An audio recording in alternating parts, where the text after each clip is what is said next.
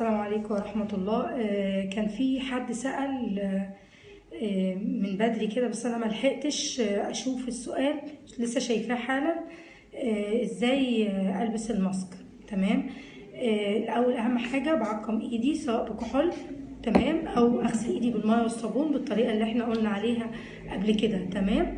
وبعد كده بجيب كمامة تكون مش مستعملة، بطلعها من، طبعا اللي أنا بعمله ده غلط، المفروض إن هي تبقى طالعة من الكيس، أنا بس عشان طلعتها تبقى نظيفة. بخلي الجزء الأزرق لبره اللي هو الملون، والجزء الأبيض الفاتح لجوه، الأزرق لبره والفاتح لجوه، والجزء المعدني اللي فوق ده المقوى ده بيبقى على المناخير عشان يبقى على الأنف، والمسها من ناحيتين كده من غير ما المسها هي، لا من جوه ولا من بره. والبس كده اهو، احطها كده، ولو من النوع اللي بيتربط نفس الكلام واعمل كده، واجي من هنا كده وادوس كده بس، تمام. اجي اشيلها بنفس الطريقه، بشيل كده، تمام، واحطها في كيس واقفل عليه. الكيس يتقفل وبعد كده يترمي في الباسكت، ما يبقاش مفتوح كده ولا كده، خلاص، لان هي فيها كل الميكروبات، فغلط ان انا اسيبها معرضه في الشارع والاقي ناس راميه في الشارع. بالنسبه لاستخدامنا للماسك في الاماكن المقفوله، راكب مواصله، رايح عياده الدكتور، بكشف على ابني او بكشف انا، الدنيا زحمه، لكن في المشي في الشارع لا داعي.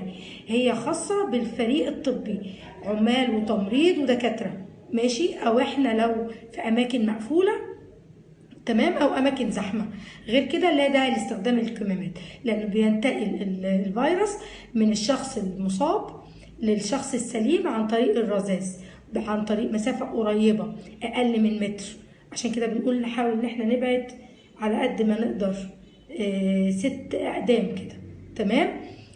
حاجه تانية، استخدام الجوانتي زي ما قلنا للدكاتره، الناس اللي هي هتشتغل بروسيديور جوه عياداتها، سوري، ست مثلا دكتوره هتركب لولب، دكتور اسنان هيخلع ضرس، يعني حاجه هتعامل يعني. لكن انا كدكتوره اطفال قليلا جدا لما بحتاج الجوانتي. ممكن قبل بدل السبرتو غسيل الايدين زي ما قلنا، او السبرتو. ولو ايديا متوسخه ما ينفعش سبرتو على ايد متوسخه. السبرتو ده لو بعمل حاجه ومستعجله ماسكه اكياس عايزه ارش على ايديها، لكن الميه والصابون ربنا خالقهم انضف من اي حاجه. والجوانتي مره تانية مش للعامه، ما نمشيش بيه في الشارع. شفت ام من شويه جايالي بالطفل لابسه الجوانتي وقاعده بره، ومسكت البت وشالت البت، وبعد كده البت جايه لابسه الماسك شالت الماسك، وبعد كده مسكت بالجوانتي لبستها الماسك تاني. فبلاش، افضل حاجه غسيل الايدين بميه وصابون بانتظام، خلاص، بالطريقه اللي احنا قلناها. خلاص يا جماعه، يا رب نبقى جميعا بخير وربنا يطمنا عليكم، ويا رب تكونوا مستفيدين معانا. سلام عليكم.